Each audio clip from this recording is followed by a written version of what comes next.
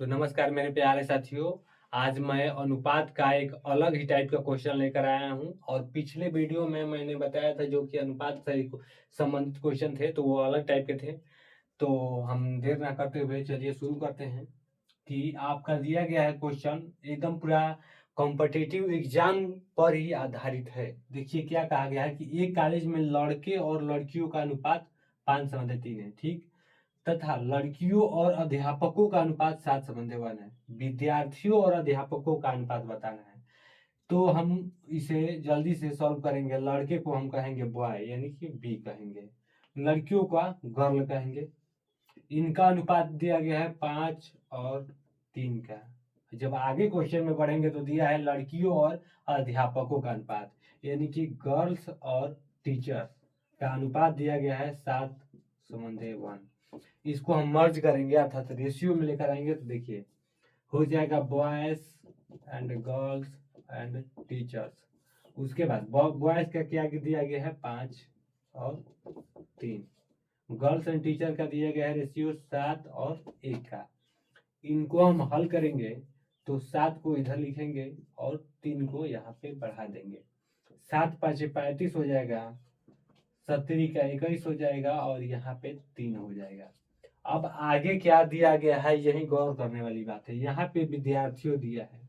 विद्यार्थियों यही सबसे जो इस क्वेश्चन का मेन टर्निंग पॉइंट है यही है। विद्यार्थियों मतलब होता है कि बॉयज एंड गर्ल्स का जो मेल है उसे विद्यार्थी कहते हैं, स्टूडेंट्स कहते हैं। तो बॉयज प्लस गर्ल्स का अनुपात जो है, बॉयज एंड गर्ल्स का जो अनुपात है वो किसके अनुपात के बोला गया है कि टीचरों का अनुपात, टीचरों। अब बॉयज एंड गर्ल्स कितने हैं तो देखिए बॉयज 35 है और गर्ल्स 21 है।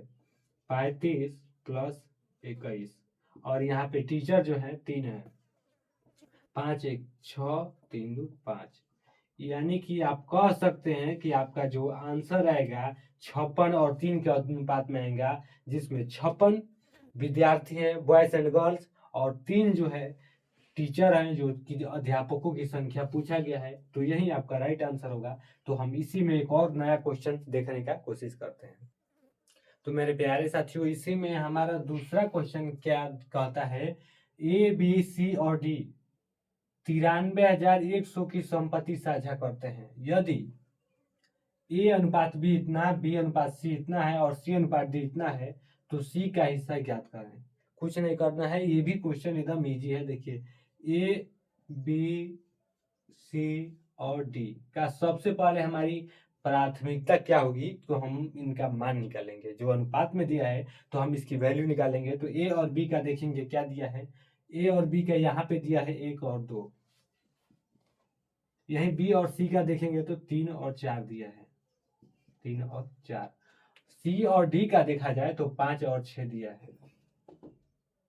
इसे इस तरह मार्क करेंगे और जो भी खाली स्थान है सबसे पहले खाली स्थान को भरा जाएगा। तो यहाँ पे 3 हो जाएगा, यहाँ पे 4 और इधर 5 और 5 हो जाएगा। अब दूसरा हमारा कार्य क्या है कि इनमें गुणा, 5×3 = 15। यहाँ पे हो जाएगा 5×3 = 15 × 30। यहाँ पे हो जाएगा 5×4 = 20 × 40। यहाँ पे हो जाएगा 6×4 = 24 × 48। अब हमारा कार्य क्या है, सी का हिस्सा पूछा गया है। तो समझ लीजिए कि सभी का टोटल वैल्यू इतना है। सी का हिस्सा निकालने के लिए सबसे पहले इन सभी का योग किया जाएगा।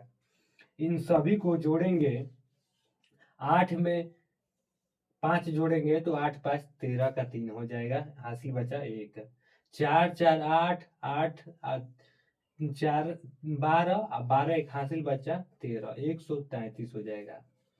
तो 133 की जो वैल्यू दी है 93,100 रुपए की बराबर है। तो आप लिखेंगे 93,100 रुपए के बराबर है। भाग देंगे तो 1 की वैल्यू कितना आ जाएगी, लगभग 7 बार में कटेगा तो 7 और 00 हो जाएगा।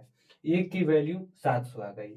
तो अब इसमें से पूछा क्या गया है कि सी का हिस्सा, सी का हिस्सा ज्ञात करने के लिए सी की वैल्यू क्या है 40। तो 700 में अगर हम 40 से गुणा करते हैं तो आपका सी का मान निकल जाएगा। तो कर दीजिएगा 7×4 = 28 और यहाँ पे 3 जीरो हो जाएगा। तो आप कहेंगे कि यही आपका राइट आंसर हो जाएगा। सी का वैल्यू हो जाएगा 2800 रुपये, जो कि यह आपका राइट आंसर है। तो हम बढ़ते हैं अपने नेक्स्ट क्वेश्चन की ओर। तब तक तो मेरे प्यारे साथियों, एक और क्वेश्चन है एकदम की जबरदस्त वाला। तो देखिए हम कैसे करेंगे इसको हल।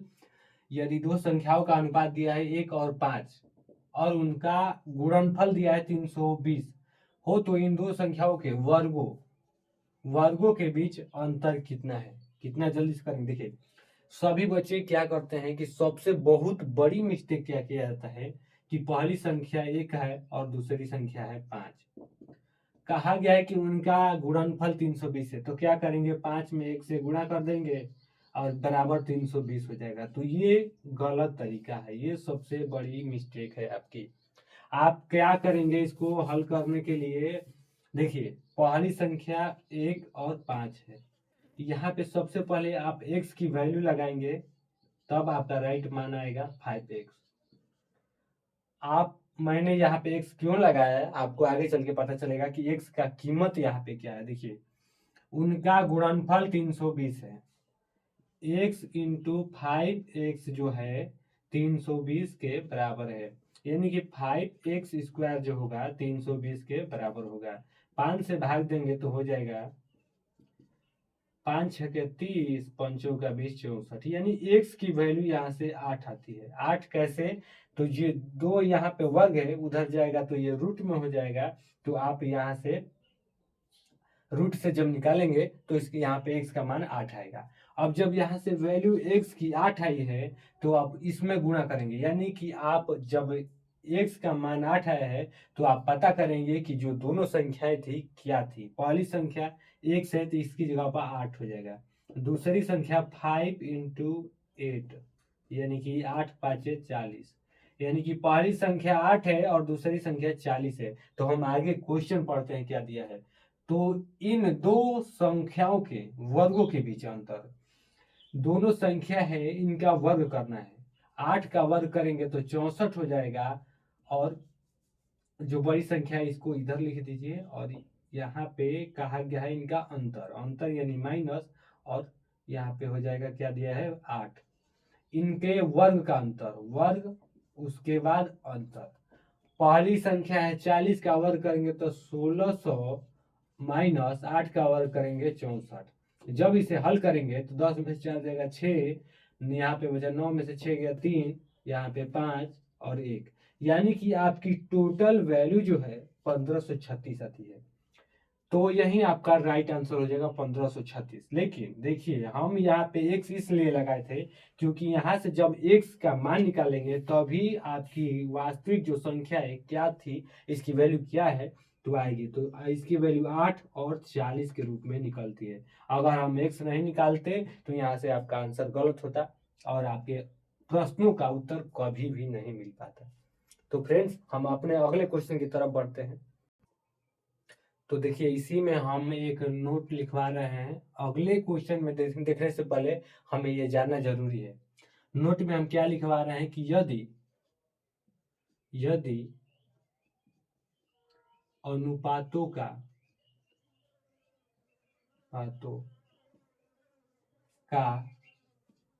वर्ग या गुणा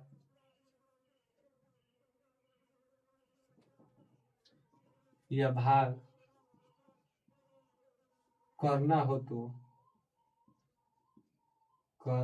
हो तो x का प्रयोग किया जाएगा, प्रयोग होगा। यहाँ पे आप घन भी लिख सकते हैं, घन की गुणा वर्ग और घन हो तो x का प्रयोग किया जाएगा। जब भी, इसका कहने का मतलब ये है कि जब भी आप, जैसे मतलब हमने तीसरे क्वेश्चन में दिखाया था आपको कि x जब माने हम तभी उसकी वैल्यू निकल कर आई, तो इसी तरह हमने एक नोट के रूप में लिखवा दिया। इसको स्क्रीनशॉट मार लीजिए कि यदि अनुपातों का वर्ग गुणा घन करना हो तो x का प्रयोग करना अनिवार्य ही है। तो इसी में हमारा क्वेश्चन दिया गया है तीन संख्याओं का गुणनफल जो है 10,290 रुपये है, ठीक। और संख्याएं 3, 5, 2 के अनुपात में है। तीनों संख्याओं में सबसे बड़ी संख्या कौन सी है हमें बताना है। तो देखिए इसे हल कैसे करेंगे। आपकी तीनों संख्याएं दी हैं 3, 5 और 2। 3, 5 और 2 के अनुपात में तीनों संख्याएं दी गई हैं। कहा क्या गया है कि इनका वैल्यू जो है इतने के बराबर है, गुणनफल जो है इनके बराबर है। तो हमने नोट में बताया आपको कि सबसे पहले x का प्रयोग करेंगे। 3x into 5x into 2x, यानी कि तीनों में हम x का प्रयोग करेंगे। इतना समझ में आया हो। तीनों का अगर गुणा किया जाता है तो 5 3 15 दूना का 30, x के पावर 3 हो जाएगा, यानी कि घन। और ये जो वैल्यू है किसके बराबर है, तो 10,290। जीरो से जीरो कट जाएगा, 3 से भाग दिया जाएगा इसमें, तो x के ऊपर घन और 3 से भाग दिए हैं तो तितली का 9, 3 चौके 12 और 3, यानी कि 343। 343 जो है 7 का क्यों है, 7 का क्यों, यानी कि x बराबर हो जाएगा, जब इसे आप रूट में करेंगे 343 तो मान जो निकल कर आएगा 7। x का वैल्यू जो यहाँ पे आएगा 7। तो 7 को अब देखा जाएगा कि आगे क्वेश्चन में क्या कहा गया है। तो तीन संख्याओं में से सबसे बड़ी संख्या कौन सी है। तो यहाँ पे जो आप x लगाए हैं, x और x यहाँ पे, इसमें तीनों में से सबसे बड़ी संख्या देखेंगे तो सबसे 5x जो बीच वाली संख्या है ये सबसे बड़ी दिख रही है।